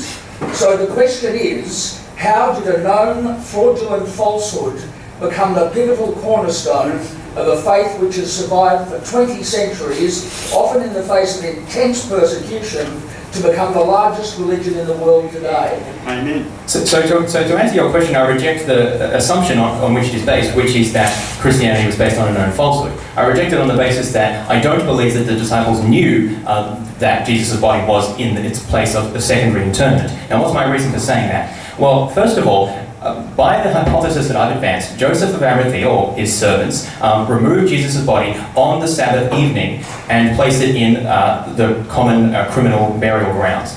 Why would the disciples, whom the Gospels record fled in terror basically, why would they have known about this? Joseph of Arimathea did not. Well, we don't really know anything about him, but I don't see any reason to suppose that he's keeping tabs. I mean, there's certainly not Facebook messaging that he's moving the body of Jesus, or even in any communication at all with the disciples. We don't even know if they knew that Joseph of Arimathea knew the disciples. So I just don't see any reason to suppose that the disciples would have known that Jesus' body had been removed, or that he had been reburied. In fact, we even see some evidences. I think it might be in the Gospel of John, I forget which one, but one of the women says that the tomb is empty and she doesn't know where they have moved him. So, I mean, this sort of account seems to indicate that the women or the disciples or both could have not known where the body was moved. So I contend that your assertion that if the body had been removed, everyone would have known about it is false, or at least is based on no reason. Oh, did you want to respond to that? I'd love to respond to that, because unfortunately James has not actually presented any evidence of that, except that the tomb was empty. And so he's just, in many ways, this goes back to the idea about the presuppositions that we come back with and says, well, what's a likely explanation? That evidence for the tomb is empty is that the tomb is empty. And that's not actually... the evidence that the body was moved was that the tomb was empty. That's not actually evidence. That's not actually evidence to suggest the body's moved, is that the tomb is empty. It's like saying, well, the reason that... Well, you've got the two guards. You've got the guards which are open. So we're just going to say without any positive evidence, that there's no positive evidence to suggest that the body was moved. And as I outlined, it would have been contrary to all the understandings of the time to move the body on a Sabbath. A Jew was not going to defile himself, not going to bother. The burial practices of the time was that the council member was to be responsible for disposing of the body. We know that Joseph of Arimathea put the body into a tomb, and we have absolutely no reason to suggest that the tomb was empty, except that the tomb was empty, which you're suggesting is evidence that the body's moved. It's not actually evidence that the body's moved. We have to have something other reason, something positive, except that the body's actually been moved. There's no evidence of this. It defies understanding of the Passover, the significance of the Passover. The fact that the disciples were so deeply invested in their leader defies all the explanations that we have. It defies why this defies all of the evidence that we have. There's no evidence. Allow me to explain. I'll give that back to James, then we'll get to a question over here. So let me just quickly dispense with, the disciples weren't around, they didn't have control over Jesus' body, so what they wanted was beside the point here. And no one is saying that the body was moved on the Sabbath. I'm saying it was moved after the Sabbath, as soon as it was allowed to have been moved. Now, the key point here, though, is what is the evidence that the body was moved? And I think that the key difference here is to see what the logic is. Okay, remember, what we're trying to do here is explain a set of facts. The relevant fact here is that the tomb was empty. We both agree with that, right? How do we explain that? Robert's explanation is Jesus was resurrected. What is his evidence for that? His positive evidence for that? He doesn't have any. He is hypothesizing that to explain the empty tomb, plus a bunch of other facts, but let's just focus on the empty tomb at the moment. He's hypothesizing that as an explanation, and that's fine. That's what we do in everyday discourse in science. We hypothesize things. Remember, I mentioned hypotheses require assumptions. His assumption, or one of his, is that God exists, God wanted to raise Jesus from the dead, and that would, if you take those assumptions, explain why the tomb was empty. I need an assumption too. My assumption was that the body was removed. I do not have positive evidence for that assumption. The question is, how plausible is that assumption that I need to make in order to explain the fact of the empty tomb? And I think I've argued that the assumption, given the facts that we know, is quite plausible. So I don't need direct positive evidence that the body was removed. Just as Robert does not need direct positive evidence that the resurrection occurred, we are both trying to explain facts by positing explanations. The question is, how plausible are our explanations? I'm sorry, I need a very quick follow-up to that. I'll bring you the microphone, actually. Yeah, sorry. Regardless of what the disciples knew or didn't know, and when they did or didn't know it, the second half of my question still remains: how was it that a fabricated falsehood, something that was known not to be true, something that is absolutely false and fraudulent, how did it become the centre point, the pivotal point of what is now the world's largest religion? How likely is that should have survived 20 centuries, as I said, in the face of intense persecution, to become the world's biggest religion based on a total lie? Well, I think I answered that because I don't agree that it was based on a total lie. I believe that the disciples sincerely believed. And I want to also point out that... Please, I'm answering your question, please. I mean, factually speaking, not what the disciples believe. Please. Factually speaking. We'll just let the answer happen first, and then if you wanted to, we can... I think it's clear that things can happen which, factually speaking, are based on falsehood. An example is all of the other religions that exist in the world. So if you believe Christianity is the true religion, Islam can't also be the true religion, in which case the second largest religion in the world, which has existed, okay, not for 20 centuries, maybe for 15 centuries, is based on a lie or a false or whatever. And I'm not saying that. I think that, we're not talking about Islam tonight, but the point is, clearly we can have religions emerge which are based on things that are not true, because there are differing religions which make incompatible claims about the way the world is. So I think that whether Christianity is that or whether Islam is that, we both agree, or whether it's another religion entirely, that can happen. And I'm saying that may have happened in the case of Christianity. I'm going to move on to another question. I don't know why I'm still using this. just in case it starts to work again. But, I'll hold it here because I pretend that I'm speaking. I can actually hear it, that's good. Well, thanks both for a civilised and a substantive debate. I enjoyed it immensely. This question's to James, and you've rightly alerted us to the importance of taking modern scholarship seriously, whether it be disciplines of psychology, neuroscience, sociology or history.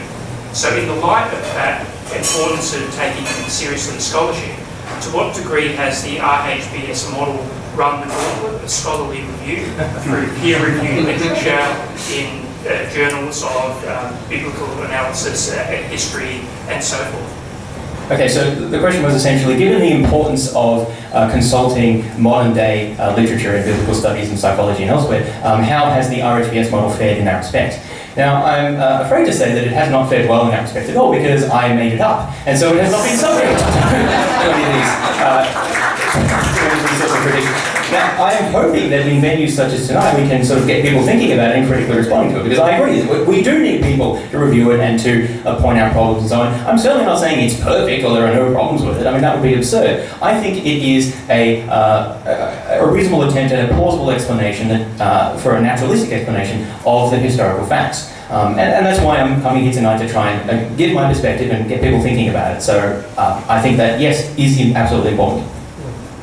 Although, I mean, thank you, James, and I do appreciate your originality of thinking as well, which I do really appreciate, and your interesting approach to many things. Although, unfortunately, a number of the elements of the model have already been subject to sort of scholarly elements. So, for example, hallucinations hypothesis has been around for a long time. For example, David Strauss in the 19th century was one of the first ones to do that. And interestingly, the whole kind of hallucinations idea was actually, in many ways, defeated by its own liberal scholars. So there was a sort of a scholarship debate in the 19th century, which ended up sort of really, they all ended up fighting each other. They all came up with all these different alternative explanations for the resurrection, to explain the resurrection and the empty tomb and the appearances, etc. But they all ended up kind of fighting each other and ended up killing each other in some ways. So there were sort of the only alternative left standing in many ways was actually the resurrection hypothesis. So there are elements which have been subject to critical appraisal, and unfortunately my understanding of that is that generally the people don't find the explanatory power of things like the hypothesis, the hallucination theory to be persuasive. Actually, another point, can I just ask for our audience, do we know how many scholars are either for or against the resurrection hypothesis and other hypotheses? Is that something that we can comment on? Just I'd say it's somewhat irrelevant because truth is not a democracy. Well, we had a question about the intellectual and academic rigor about the hypotheses. I thought we could add to that. Yeah, I think just to respond to that, I mean that's somewhat flatly flippant, but it's also an important response because as James has alluded to, we've talked about at times, and it's underlying our discussion at many points, is that our presuppositions will determine the way that we respond to the data in front of us. And so, for many people, this is why the resurrection is such a crucial thing and a worthwhile thing to debate and discuss, because for many people, this is actually the piece of evidence that will convince them that A, that God's even there, and that B, he wants to have a relationship with us and he dies for us and was raised again to life and victory. So in many ways, this is a crucial piece of evidence. And so for some people who either say that God is impossible or philosophically impossible or will deny that, then we'll actually do a number of gymnastics and contortions to get out of the implications that the evidence of the data, of the historical data will actually come to. So in some respects, it's an interesting question to ask, but I think it's also fraught with danger because it will reveal in many ways the presuppositions of the scholars who are dealing with this topic. And that's one of the criticisms that sort of more conservative scholarship has received. People say, oh, you're just trying to confirm your own beliefs. And I think, well, maybe it's like what happened to the disciples, which I contend what happened to the disciples was that they actually had an experience, or they actually encountered the risen Jesus and transformed their lives. And this is precisely why we chose this topic for tonight, because it has such far-reaching implications for both Christians and non-Christians alike. I'm going to go to this man over here. Actually, this is going to cut out in like 3 seconds. So how about you just try and project from where you are? All the best. Go for it. If you don't like it, we'll just cut you off. Is this projection okay, just before we start? Yes. So I have a question for James, but just before that, in terms of the elements thing, it's always good to try something new. There were elements of gunpowder around for a long time, without mixing them in the right proportion. So my question is about particularly the element of plausibility when it comes to the hallucinations part of your model. So I'm presuming this plausibility is obviously based around the scholarly consensus right now, and one thing you mentioned was the 10 to 30% of people who experience auditory hallucinations. My question is, I understand that there's a lot of different modern categories that go into the category auditory hallucination clinically, from thinking you heard someone yell at your name in a crowd to a full-on, the voice spoke to me and told me whatever. I'm just wondering how you've gone about dealing with that, and also what might the percentages look like. What might percentages look like when you bring it down to seriously viable auditory hallucinations, and also what does the change of percentages, how do you treat that when you're thinking about plausibility beyond one and comparing it with another? Yeah, so how do I consider the fact that there are many different categories or varieties of auditory and other hallucinations, and how might the percentages of people who are subject to those hallucinations vary if we consider sort of more specifically the type of hallucinations that I'm talking about? Is that a fair representation of your question? Yeah. So hallucinations is a very large and complicated literature, and I didn't even do close to justice to it with my few flippant citations tonight. I'm just trying to paint a picture that I think generally, yes, scholars believe that hallucinations are a lot more common than people think, and they don't just happen to the mentally ill. Now, most of those auditory hallucinations that people are experiencing, yes, most people don't experience the risen Jesus appearing to them, yes. So a lot of those hallucinations are not going to be of the same nature. I acknowledge this. But so exactly how you go from the particular psychological studies that we have to the case of the resurrection appearance of Jesus, it's very difficult because you don't have like randomized controlled trials of people who were exposed to an appearance of Jesus and those who aren't. I mean, there's a certain degree of trying to extrapolate and make best sense of the literature, and that's what I'm trying to do. I'm trying to look at, well, what do we know psychologically, given that how plausible is it that there could have been these sorts of hallucinations? I think that given what we know psychologically, combined with given what we know about the sociological processes that can operate to make people believe, particularly in the right environments, that they're experiencing supernatural or spiritual events. And there's many more examples of that I didn't cite this evening because I didn't have time. But combined with the historical cases of people in other religious and paranormal sort of environments reporting to see marvelous things, basically. I think when you look at this together, I think it becomes basically plausible that these sorts of hallucinations will happen. I certainly can't prove that hallucinations happen, and that's not my aim. Again, my aim is not to disprove the resurrection. It's simply to argue that I think that a naturalistic explanation is plausible. And my argument is on the basis of these number of types of evidence that I've very briefly cited, I think the hallucinations that I posit are plausible. But I certainly can't prove that they happen, no. I mean, I just respond, and I mean, I hate to disagree, but I kind of do. That hallucinations, I agree, are certainly plausible. There's no question that there's literature to suggest that hallucinations are plausible. The question is that this is what we're debating tonight. Does it explain the multiple appearances to multiple different types of people at multiple times? And my argument, I mean, I know you talk about that it's added with group sort of reinforcement and etc. as well, but the very fact that we have to explain why they began in the first place and why someone would interpret that as a resurrection. And it's just, to me, it's implausible from the understanding of not only the emotional attachment, the emotional perspective of the disciples at the time. They weren't expecting a resurrection. That was one of the last things that they were expecting. One of the key elements in terms of hallucinations for it to actually work is that there needs to be an element of expectation. And they weren't expecting a resurrection. I know that you talked about the fact that the Gospels did mention that the resurrection was there, but your explanation of that well, the Gospels talked about, there was, Jesus spoke about his resurrection, and then there was just some sort of skeptical, what did you call it? It was a skeptical kind of literary device in the resurrection to sort of point that out. It reeks of conspiracy theory, that it actually sort of says, well, we can't, that they did this device in order to prove that they were actually expecting the resurrection, etc., etc. The whole thing just, unfortunately, I think falls apart when you start trying to explain the different types of resurrection appearances at different times, and not only the verbal times, but the touching, etc., etc., eating fish. There's just the Jewish conception of the time, the Jewish understanding of anthropology of resurrection, just wouldn't have allowed them to get from hallucinations to the different types of resurrection appearances that we need to account for. All right. Yes, over here. Yes, if you could try and project, that'd be great. I'd like to answer some questions as well, if that's all right. really. Thanks. Yeah, I've got a question for both of you. I feel like neither case is actually as strong as either of you think it is, and that the presupposition is doing the work. So my question is sort of to test that, and that is, Rob, imagine if you were an agnostic. Maybe you were pretty confident that the universe was meaningless, that Jesus' teaching maybe seemed like mumbo jumbo. How far do you think the evidence that you described would get you? And to James, my question is, imagine that you were pretty confident that there was a God, you thought Jesus' teaching was awesome, maybe you had some religious experience, like you felt like, you had sins that you wanted forgiven or something. Can you imagine being a Christian with integrity?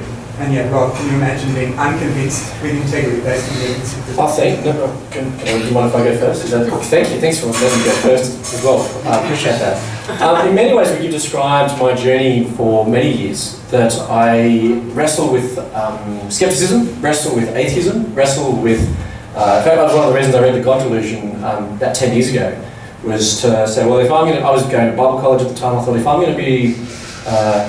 going to give up my good job, etc., that I've done before. If I'm going to do this, I want to make sure I'm doing it for the truth. And that really did rattle me. And I sort of say, in many ways, it's one of the reasons I engage with atheism, because it's not just an intellectual exercise. It's actually an existential journey that I'm sort of walking in many ways. But maybe I haven't maybe because I spent too much time on reburial and not enough time on the appearances. Also not enough time on 1 Corinthians 15, which I think to me is the crucial piece of evidence. That because it's formulated so early, because it has multiple appearances, it presupposes empty tomb, but it also provides an explanation for that in a way that would be radically different from any Jews at the time. For me, that was the piece of evidence that actually said, I've got to account for this. I need to explain how does this resurrection so early, there's no time for legendary embellishment, or very little time for legendary embellishment. How do I account for that? And to me, 1 Corinthians 15 is the crucial piece of evidence. Sorry, is that, maybe I'm not answering your question. Just to clarify, my question was, imagine that you're an agnostic or an atheist, or just generally skeptical, and you aren't convinced by Jesus' teaching, for example. How far would that evidence get you? Do you think it would get you that way? Well, I've just outlined my journey, and in many ways it's got me over the line. Okay. Because I stood there at the precipice thinking, am I just going to give this away?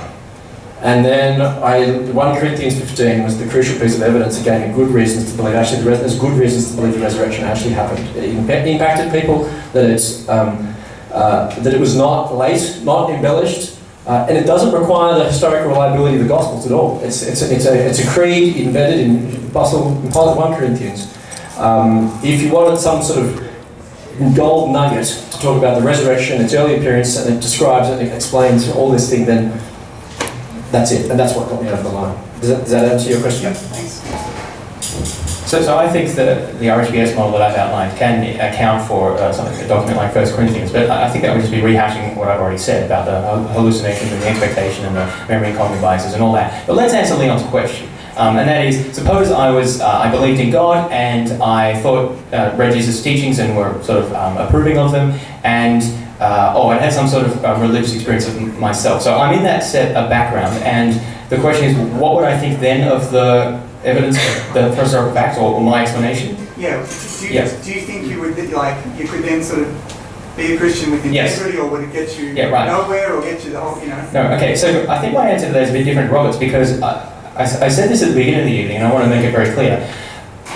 I am not arguing that the resurrection didn't happen. I'm arguing that, absent particular theological presuppositions, the best explanation is a naturalistic one, similar to what I'm outlining. Now, if I believed in God, if I believed that Jesus was pretty special, and you can qualify exactly what I mean by that, if I had certain experiences which I believed were reliable and connecting me to the divine, painting that picture, then I have those theological presuppositions, and I think those are justified. Now, given those, the plausibilities are very different, and I think someone with those prior beliefs would quite rationally believe, or could quite rationally believe, that the resurrection was the best explanation. So I'm not saying that the resurrection can never be the best explanation. It's only, I'm just making clear, it's only absent particular theological assumptions, which I don't think we all share. So for people like me who don't share those, I don't think, and this is where I differ with Robert, I don't think that agnostic is, or ought to be convinced just by that evidence alone. Yes, you. Yeah. Oh, sorry, can I just clarify that? You added, if I believe in God to that list, if I believe in God, could you maybe subtract that? And so you didn't believe in God, but what's left on the list? You thought Jesus' teachings were kind of special in the sense right. You had some sort of a vague religious experience, but you couldn't quite attribute it to anything. Yeah, so could just religious experiences plus thinking Jesus is special, when you bring that to interpreting the evidence, get you to a belief in God? I think for me that would be a tall order. I think I would need additional reasons to believe in God, and maybe you can get those from natural theology. I don't think I can make pronouncements about what for everywhere and everyone would be the rational response, but I think it would be a tall order for the extant historical facts to get you to belief in God without, if you don't start from that standpoint, or at least thinking it's pretty plausible. We've probably got about 5 to 10 minutes left of questions before we'll go into our final remarks, so that's probably 2 minutes each. So we'll continue, Steve, you had a question first, and then we'll go to you. Yeah, Robert, you answered the question about being an atheist. Yep. But you had the presupposition that the Bible was true and correct. Would that be... sort of. Because you believe the statement in the Bible is 1 Corinthians? Yep. Why not the Quran? Well, I don't think the Quran ever makes the same sort of claims about a person. No, I mean just the belief in a book. I wasn't such a belief in a book. It's a belief, I suppose, in a document within a book. And because the Bible is a multifaceted book. There's a number of different letters and documents, etc. that combine. So the Bible is not just like a Harry Potter novel that you kind of just start from chapter 1 and begin all the way through. It's a collection of books in many ways. The thing that convinced me, I suppose, about 1 Corinthians 15 was that it was something that predated even the Apostle Paul. It's the earliest piece of writing that we have in the New Testament. So, as an historian, someone who's looking at the historical understanding of which you need to explain, regardless of whether you're a Christian or not. You need to explain how these documents, this is what I outlined, my fourth point in what I was talking about. You need to explain how these documents emerged in history. And to me, 1 Corinthians 15 is the creed quoted there in verses 3 and following. Is the earliest part of the Bible that requires explanation. So, just as a historical piece of information, you just need to explain that. And to me, the best explanation was that what was written there is actually true. Actually, on that point, Robert, if I can combine Leon, was it? Yeah, Leon's and what was your name? John. Both of their questions into one question. And this is a question I have that I feel that people would... So as a MC, you're going to ask your own question. Yeah, the job. But not to put you on the spot, but... Sure, happy to be on. I'm here. Happy to be on the spot. 75% of the questions have gone to James Fodor. That's probably because of the demographic in the room. But just to combine these two questions together, you said that it was that passage in Corinthians that sort of got you over the line, right? And it was that as from the perspective of an historian, looking at that you went, this is satisfactory, and you know, applying as you said, your existential journey to trying to perform an exegesis on this passage. Mm-hmm. You know, it gives you a certain you can be satisfied in that belief. Now, could I ask, combining those two questions, if that would have been as equally as satisfactory if you, and it's really hard to answer, if you had not been a Christian to begin with? I would like to think we could. Yep. But as I said, presuppositions are hard. Yeah. They are so hard to overcome. And that's why one of the things when I was at theological college, I sort of actually, the test that I used to try to adopt, I don't know how you do it really in some ways, but as I said, okay, assume I'm wrong, what does the data say? Yep. And then just let the evidence speak for itself. What is the most natural explanation for the data, the phenomena that we need to account for? And that's what I suppose I'm trying to do in many ways. That's why I try to ask the bigger questions, because if we let the facts speak, I mean, again, it's really, really hard. And there are people who, no matter how, as I said to the guy I said about the atheist, I hope there's no one here who said, you know, he asked me. I sort of asked him, so what would convince you that God's there? He says, a miracle. I said, can you believe miracles can happen? No. Okay, well, it's kind of close story. Your presuppositions will actually shape the way you view evidence. Now, that's very, very hard, and you don't want to accuse the people on the, you know, it's very hard to overcome that. But I think we can try, but we've got to acknowledge that we might just have a predilection not to. The question in my mind is, what convinced someone like the Apostle Paul? So the Apostle Paul, who used that and added his name to that, was completely the opposite. He had no indication. He was persecuting these guys. And so we've got to ask, well, what convinced him? Because something had to happen, something transformative. And then my suggestion, well, why not what actually the Bible records? Because it actually explains all the data quite satisfactorily. We don't have to resort to any other reburial hypotheses or hallucinations, etc. In some ways you could argue that it was somewhat of a hallucination, but it was actually an encounter with the risen Jesus that transformed his life. Yeah. I think Robert just summed up pretty much why we have these debates, because we're aware that everyone comes with their own lens in which they view reality. We will have a sort of predispositions to things, because we bring things to the table. And in some degree, that's the best that we can do. If we take them, we acknowledge them, we try and discuss them. Now we have one more question over here. I'll take only I think one more question, and then we'll go into our final remarks. But yes. I'm just wondering how you often say that Jews believe that resurrection will happen at the end. Yes. Where do you get that from, one, but how do you reconcile that with Jesus' own teachings that he would be raised from the dead on the third day, and the other resurrection accounts in the Bible, like Elijah and Elisha? Yeah, just a point of clarification. Elijah, Elisha, Lazarus, etc., they're not resurrections, they're resuscitations. Those people were raised to die again. So the key difference is, and this is the crucial difference, and this is why this is such a radical understanding for first century Jews, is that the resurrection that Jesus speaks about is that death is finished. That this is what 1 Corinthians 15 goes on. If you read the whole chapter, it gets to the end. It says, "Why death have you lost your power? Death have you, where is your power? Where is your sting?"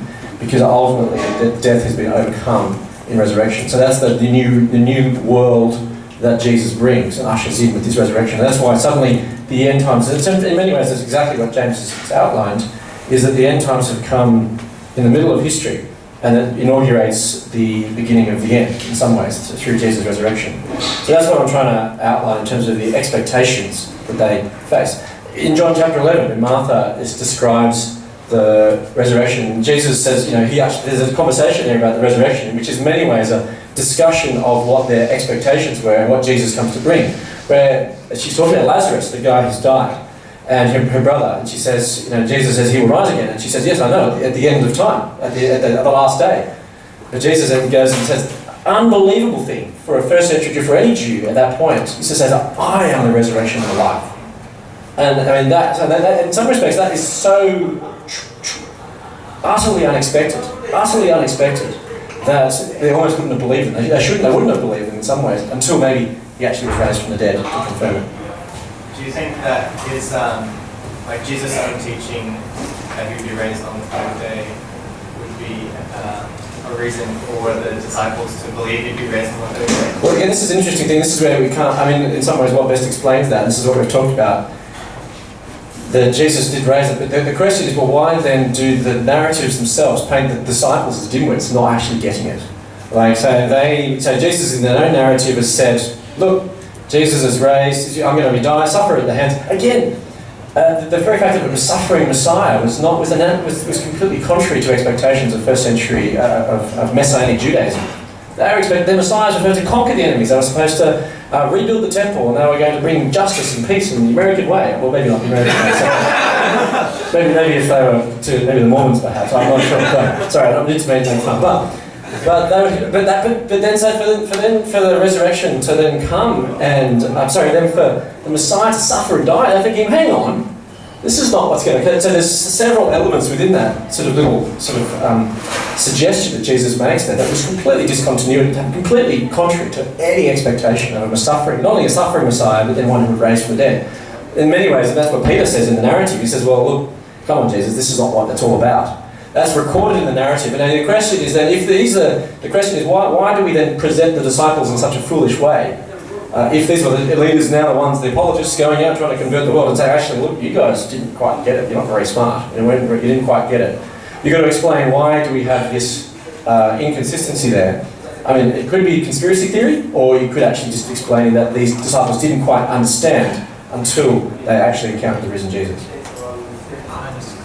So I just clarify that I don't think it was a conspiracy theory. What I discussed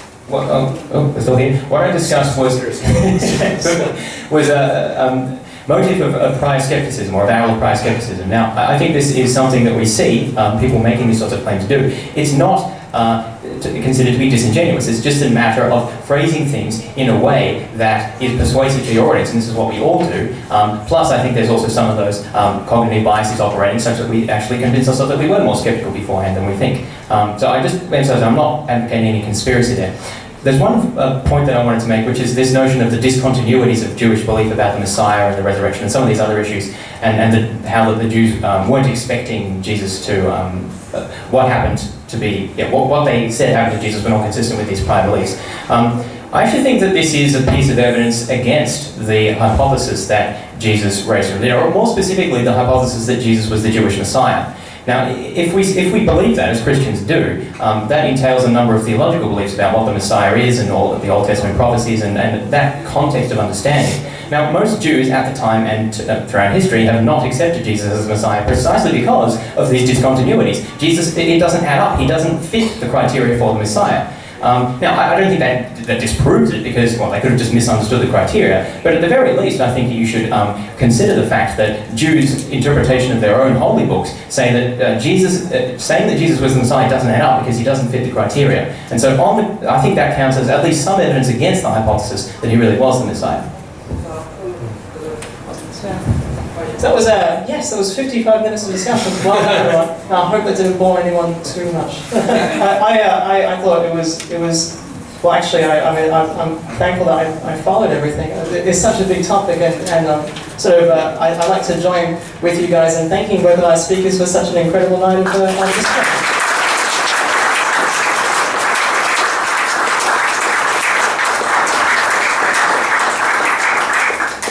it's not quite over yet. We're just going to have, well actually, I think I might, if you've both got your final remarks now, I can just pass it to you to make just a 2-minute response to everything, just to wrap it up, and then I'll wrap up the night. So we're starting with... Well, can I just say thank you very much for staying, except those people just left. Thank you very much. This is a crucially important topic. As James has alluded to and said, this is probably the most important question that we could ever answer. And as Peter Hitchens said, this is the most dangerous idea that we could ever encounter. Because if it's true, then it changes us. If it's false, then our world becomes a meaningless chaos. And in many ways, it doesn't really matter. We should just maybe eat, drink, and be merry. It's exactly what Paul says in 1 Corinthians 15, if the resurrection didn't actually happen. But the resurrection did happen, and I commend you to continue the conversation, to continue thinking, and trying to work out what is the best explanation for the historical data you have. That the tomb was empty, that there were multiple resurrection appearances, that the changed lives of the disciples, and also the emergence of these documents with a fundamentally different understanding of messiahship and of resurrection. We need to account for all of these. And I contend, and I argue, that actually Jesus' resurrection is the simplest, the cleanest, and the most powerful explanation for the historical facts surrounding his death and resurrection.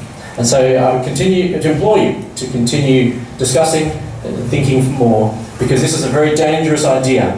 And if you believe it, then you can become a fool, just like me. Well, I don't think Robert is a fool, and that's not what I've been arguing this evening. Because, again, to emphasise, I'm not arguing that Jesus didn't rise from the dead. I'm arguing that the best explanation for the set of historical facts surrounding his death and purported resurrection is a naturalistic one. He may still have risen from the dead without it being the best explanation for the facts. Now, why do I think this? I've tried to outline what I think is a plausible explanation. I call it the RHBS model. I don't think it's exactly right in all detail, and certainly it needs improvements, and there's probably some things I've gotten wrong, almost certainly. But I think that in core outlines, it provides an explanation with sufficient explanatory scope and power and plausibility in the light of the background evidence that we have to explain the historical facts. And I just want to leave people thinking about exactly what it means to explain something. Again, I think in order for an explanation to account for facts, those facts have to follow from the explanation as a matter of course, with reasonable probability. I think all of the key facts to be explained about the empty tomb, the appearances, sincere belief in the resurrection, and then writing that down and so on, can be accounted for by my model. By contrast, saying that God raised Jesus from the dead, I don't think accounts for the facts. You need additional beliefs about even if Jesus was raised from the dead, why would he want to appear to particular people at particular times? Does it follow from God raised Jesus from the dead that Paul would be converted? I contend it does not. Many of the facts that I think Robert has contended are explained by God raised Jesus from the dead are in fact not explained by it. They're explained by additional theological beliefs or assumptions about what God would want to do or how God would act in particular places and times. Now those might be true. I'm not saying all of those beliefs are false. What I'm saying is we don't have any independent reasons, like theologically independent reasons to believe those are true. So absent those particular theological beliefs that we would need, I think that purely on the basis of established facts, the best explanation for the historical facts is the naturalistic explanation that I've outlined. Thank you all very much for coming this evening.